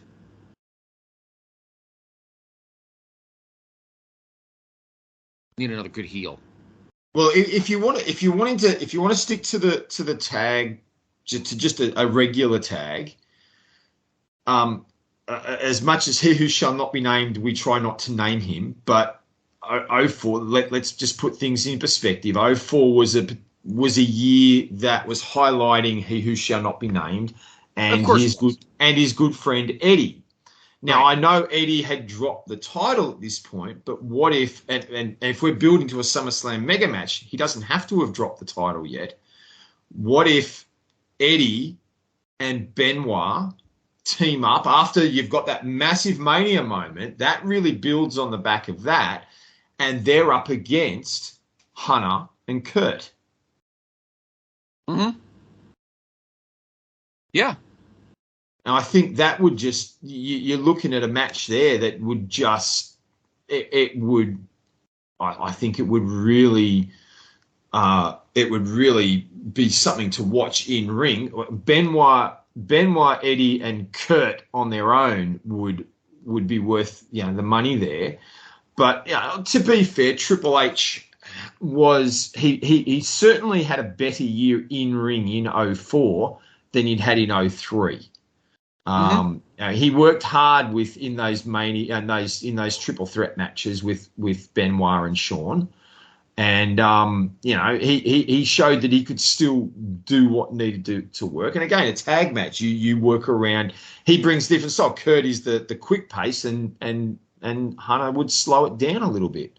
I think that would be an interesting match. I think it would as well. I think it'd be a tremendous match. And I think it's a good way to kind of I think it brings some juice that was kind of sorely lacking during the summertime because Triple H was stuck with all that Eugene nonsense. As hot as SmackDown was in 03 is how absolutely flat it was in 04 because we never really truly appreciated JBL as a good heel champion until the run had ended. That's right. December or January. So I think he really found himself as a character and in the ring, in the role in December, January, and then they pulled the title off him at WrestleMania, and deservedly so. I'm not saying they shouldn't have, but it took him a good 6 months to really work out how to work this character in the ring and put on matches that make you want to see it. And it wasn't until that sort of just before Royal Rumble and the Royal Rumble that he really figured that out. Right. And then by Mania, we almost wanted him to keep the belt against Cena, which he probably should have done. Having them both win, him and Batista win, kind of cancel each other out. But so that's a good tag. That's a good match that we have then for 04. And talking about Cena and Batista, I think that's a good segue into 05 because clearly in 05 those two need to be teamed up. Yep. They are the faces of each brand. Cena and Batista are the faces of each brand. They are the rising stars. Batista, I've shared this before. I think in my mind at this point, Batista was the number one guy in the company in the eyes of the fans, even though the company were wanting to put Cena in that position. The fans saw it the other way around. So then the question comes down to, who do you put them in the ring against? Do you just who they were teamed? Are you just going to put like Cena face Jericho at SummerSlam, Batista face JBL? Or you just had the whole Triple H stuff as well. So do you just hook the heels up, or is there a better option on the heel side of things?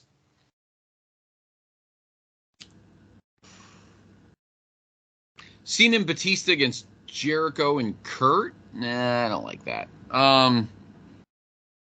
Orton had got back into his heel gimmick at this point.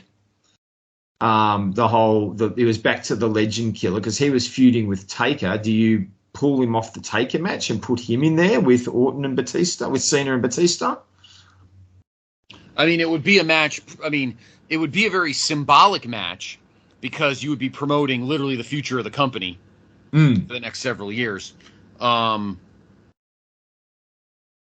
But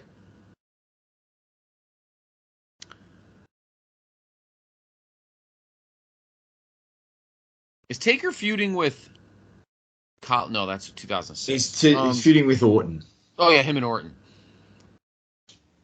You've seen it, Batista Taker against Orton, Jericho, and who's Batista facing? JBL. JBL. If you're going to go 6-man, how about this? Cena and Batista team up with Hogan against the turned heel for SummerSlam Shawn Michaels, Orton and Jericho. And then the babyfaces win, and Orton and Jericho beat the crap out of Shawn and return a babyface like 2 seconds later. Yeah, why not? Yeah. Boy, that's a main event of epic proportions. Because you need to remember, we have no Triple H. He's gone. He's been gone since June. He doesn't come back till in October when they switch back to USA from TNN or Spike. So he's not around. So you really need to jack this main event up. And I get the Shawn Hogan stuff, but at least here, Shawn is a little bit protected. He doesn't have to. Hogan, I mean, they're still going to make Hogan eat. Hogan's going to end up wanting the pin because he's going to look at Cena and Jericho. That's still going to happen. Hogan will probably not look very good in the eyes of the locker room. I don't know if he did anyway, but okay. Well, why do we even need Hogan in there? I mean, why not? What if the team was Cena and Batista? If Shawn had turned heel, why not Shawn and Orton and Randy in that match? As there's your tag team match, and as you said, at the end of it, Shawn can be turned babyface. Like Shawn doesn't have to take the loss. You can have Orton take the loss, and then Shawn the next night turns babyface. I mean, he turned heel for a match, right? And then they turned him back. If you're going to turn him heel for a match, why not turn him heel against Cena and Batista? You two guys think you run the show. I'm the main event. I'm the player. I'm the best. You know, he could even run the lines. I was going to say the best there is, the best there was. Like it was still at the time when he played into that because they hadn't had that reconciliation yet. But I'm the main event. I'm the best in the business, right? And here's these two upstarts, Cena and Batista. You know, let's go. And I'll bring the other guy who's rising up, Randy Orton, the legend killer. I'll bring him in, and Shawn can lose that, and Orton can drop him with a RKO after the match. Right. And you can turn him, and then he comes out the next night. I respect you, Cena, Batista, whoever. He can say it on the show, but obviously he's on the brand with Cena. But he comes out the next night, throws his hand out. You did it. You beat me. Fair. Cena gets the win. Cena gets the win over Shawn. And the next night, Shawn comes out, handshake. You did it. You beat me. 1, 2, 3. Congratulations. You're the man now. And at that point, someone comes out and attacks both of them. And it could be anyone on the roster. It could be Kurt. It could be whoever. And then you're off to the races with Cena's next opponent, and Shawn's in the good books again. I like that. I like that a lot. He eventually feuds with Chris Masters, trying to put him over. We could probably skip that. Nobody gave a shit anyway. So, all right, let's shoot ahead. We won't go through all these others. Let's pick a year as we're getting close to the end. Why don't we pick a couple, Dave? I'll let you do that. Pick a couple that from, say, from like the 2010s to now. I mean, these last couple of SummerSlams would be hard, but pick a couple of years in the 2010s where you think a good tag would have maybe fixed what ended up being like not the greatest main event. Do you have any on your mind?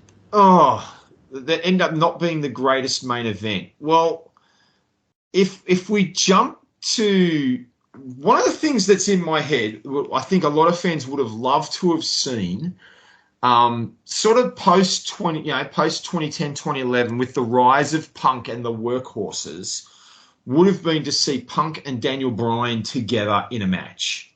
on a big stage. Right.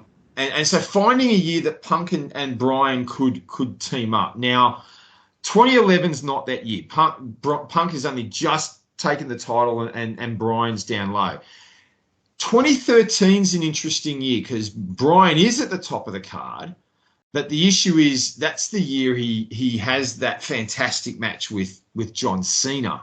Correct. And I'm not sure I want to lose that. So what if you sandwich it? And I know Daniel Bryan in 2012 was he a good guy? Was he a bad guy? It was sort of they just in the sort of the whole anger management, the stuff with Kane.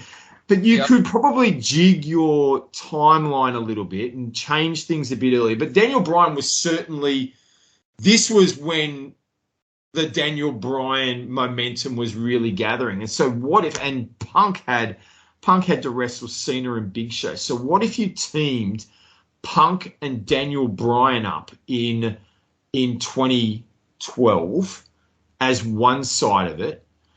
And on the other side, you're putting something, maybe Sheamus might be one of the guys because they had that whole Bryan Sheamus thing had gone on, and there's a lot of underground growth for Sheamus as a player, as someone to get behind. And maybe I'm just trying to think, if you're wanting the underground movement, I don't know, do you put Jericho in there with these guys as the solid, or is Jericho, was he more of I think he was working babyface at the time, so that might not, maybe Alberto Del Rio, or they're both on the same brand. Maybe it's Punk and Bryan versus Cena and Sheamus. Yeah, because, if you're going to put Punk at the time, Punk and Daniel Bryan as a tag team, they're going to be the most over thing in the building. So, regardless of who you put in front of the two of them, they're going to get killer heel heat, because at that moment, Punk and Bryan would have been over like Rover. So, depending who you want to try to get over as heels, Punk and Bryan would have just been battling in a multi-pay-per-view feud for the WWE title in matches that, their match at Over the Limit is one of my favorites ever. And then Daniel Bryan goes, you know what, dude, you got me. And they shake hands, and then eventually maybe they get attacked by somebody, Sheamus or whatever, and like, oh God, you two make me sick. And they just, he bro kicks both of them or whatever. And it's like, maybe Cena, maybe it gets in Cena's head, like, dude, you're the stud in this place. Who are these two clowns? Skinny little shits. That'll snazz up that show. You could still do Brock and Triple H in the no DQ, but you don't have to do it now last. Yeah. That match doesn't have to be last now. Thank God. How long is that match? I'm very curious. It's a Triple H match, so it's probably over 20. Actually, I was wrong. It was only 1835. Punk wrestled Show and Cena in a triple threat. You're right. Daniel Bryan and Kane. Jericho wrestled Dolph. Yeesh. Yeah, that might have been. Oh, wait a minute. Originally, Cena and Punk. Oh, okay. Cena and Punk defeated Big Show by submission, but the match was restarted by AJ Lee. Yeah, that whole storyline. Yeesh. Yeah, I think I dig that. I think I dig like this. I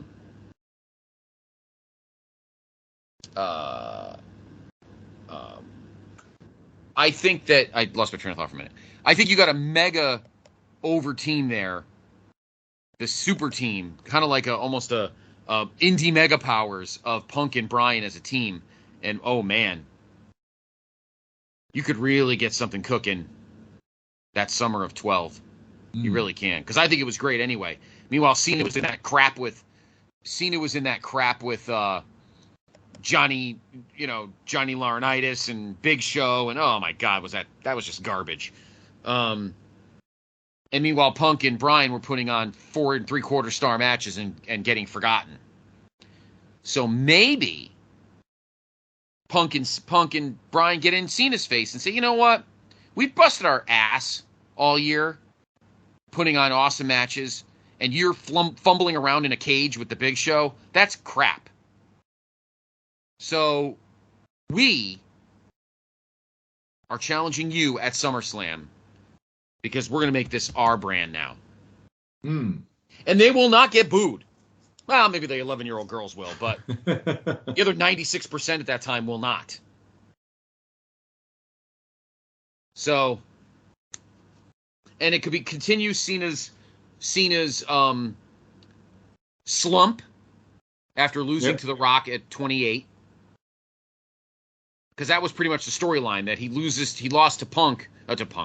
He lost to The Rock at 28, and he pretty much slumped throughout the year, losing all these matches, and then finally, he wins a Rumble and wins it back, and yada, yada, yada. So, that might be a good storyline. I don't know, Cena, you seem to kind of be in your own head right now. Well, why don't you take us on? We'll just finish you off, and we'll take your spot. And they will not be booed, Dave. They will not be booed. No. Place will go batshit for the two of them. Yeah. Crazy. They don't have to attack Cena or do any heel moves.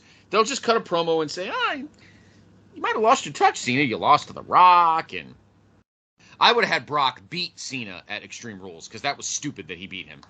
Oh, and yeah. Absolutely. So you're just, and then you had to get your confidence back by wrestling Big Show in middling cage matches. Meanwhile, Daniel Bryan and I tore every building up for the WWE title. Maybe this is our place now, Cena, and you're old and washed up. And then Sheamus eats the pin or whatever. Yeah. So, it's not a bad idea. I like that. I like that idea, too. Looking ahead, I'm trying to look at these. Now, I was at 3 consecutive SummerSlams live. The 3 of them in Brooklyn. I did not go to 2018, but I went to 2015, 2016, and 2017. And Brock was in the main event for all of them. Yeah. Fought Taker in 15, and that was that crazy match where he's cackling at him. He fought Orton in 2016, and that match was kind of a weird mess. That was the one where the match ended because Orton got busted open hard way. And then you had that 4-way with Brock, Strowman, Roman, and Samoa Joe for the Universal title. Let me look at SummerSlam 2016 for a minute. Looking at this card, and I'm thinking, what could we make a tag match out of here? Well, I think the interesting thing in 2016 is you've got the arrival of Finn Balor.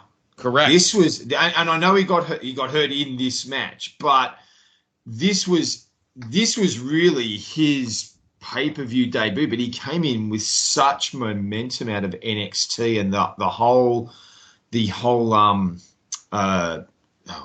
Demon character. Right. So, I mean, what if you had Finn in? You brought that in a tag team main event. And I'm looking at that. It could be, if you're wanting, sort of dual brand side of things. Do you consider? I mean, would you put him with teaming with someone like Brock against an AJ Styles? One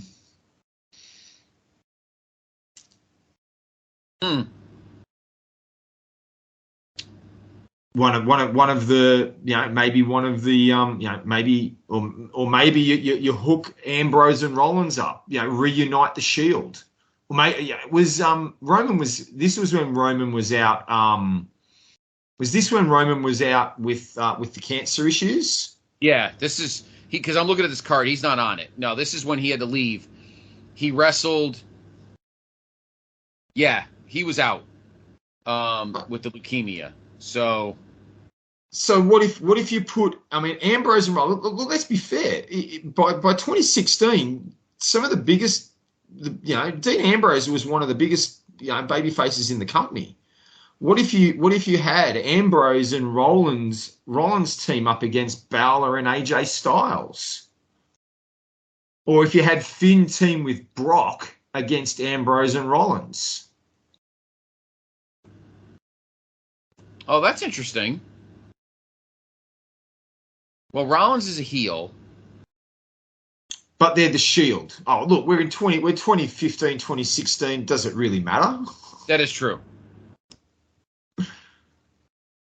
Even just the idea of getting together for the Shield, Roman's back by October because he wins the U.S. title. I wonder if is he at No Mercy?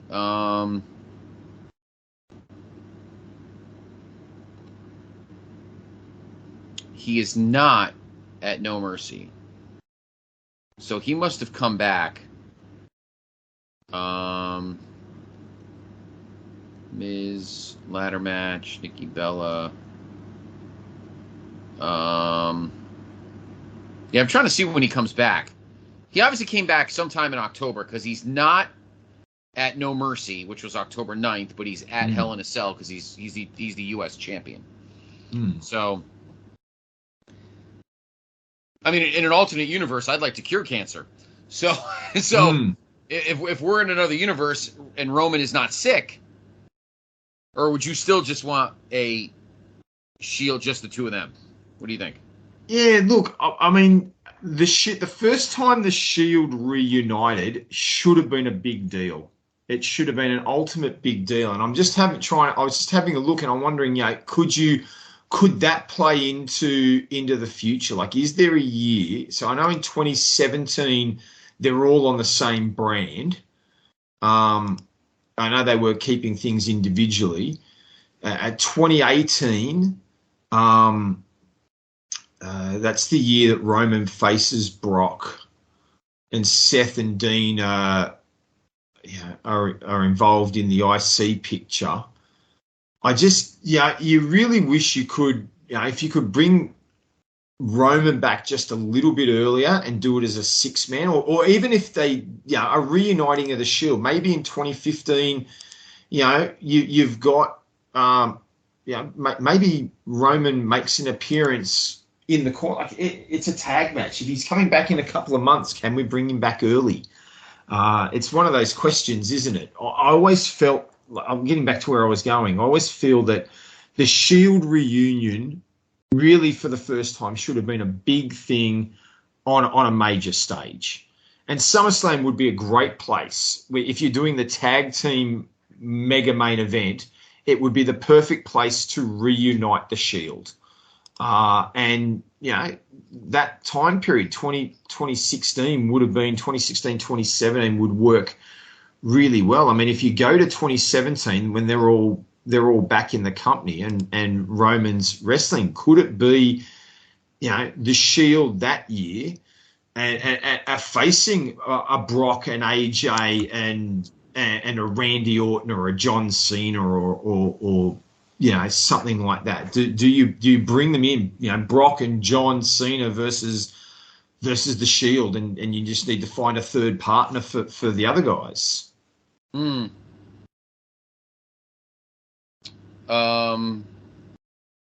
Yeah. You could have Roman in their corner, even if he can't wrestle, if he's got enough energy. Yeah. And maybe he might have enough energy at the end of the match to drop someone with a power bomb, or to do the triple power bomb as sort of the moment. So he might not wrestle the match, but he gets in the ring and they drop. You're probably gonna. You probably have to do it. It's such a shame because the Finn Balor, the Demon, the first time the Demon appears, maybe you don't have the Demon in the match. Maybe you've got AJ Styles and Brock Lesnar in the match against the Shield. That'd be fun. I actually like that a little better. Yeah, because I wouldn't want the Demon to be taking a loss in his first match.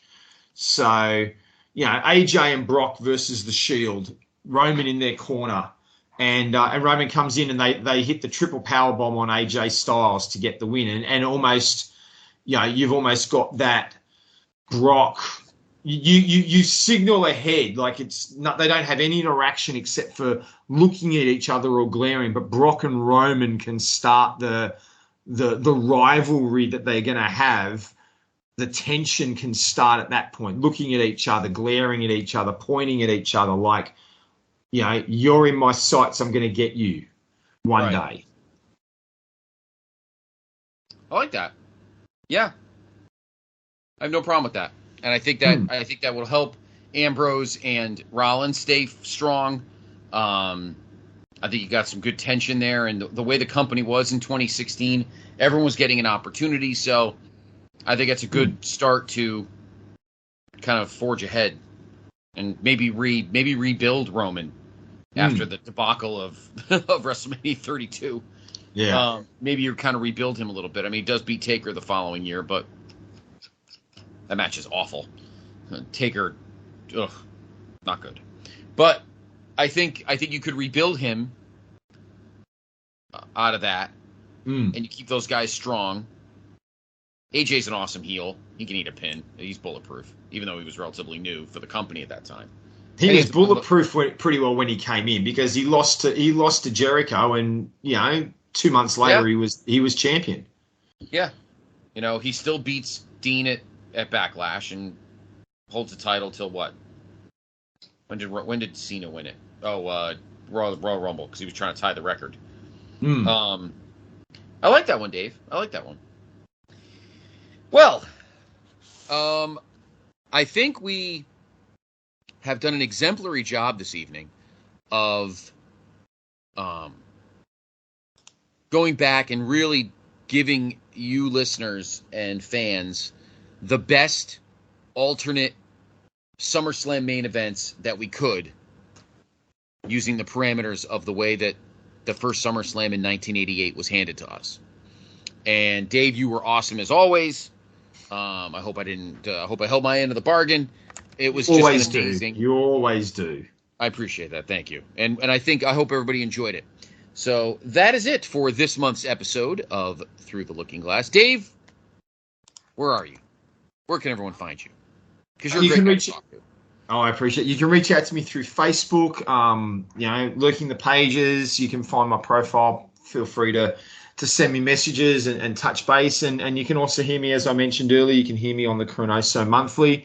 And as I shared earlier, we just dropped the SummerSlam episode, and we're actually not monthly anymore, we're fortnightly. So going fortnightly, a bunch of different people all are just looking at one match of different events, and we're having a lot of fun with that. So it is a lot of fun. I enjoy it. Yeah, I enjoy it. So join us for that. What about you, Scott? I mean, you're on just about every podcast there is. So I think it'll take you forever to list all your podcasts. But I know. I feel like I'm not, and then I start thinking about it. I'm like, oh crap, I still am.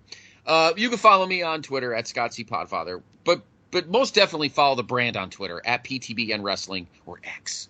We do the Wrestling Time Travel where we post what shows happened on this date in history. We post the podcast there.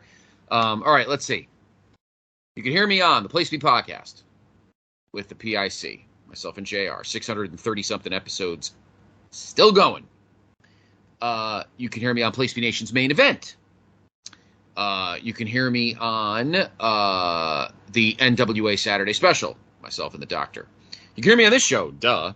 And you can hear me. We had a new episode drop this past Sunday, the newest episode of Pod of Honor. Myself and Steve Willie.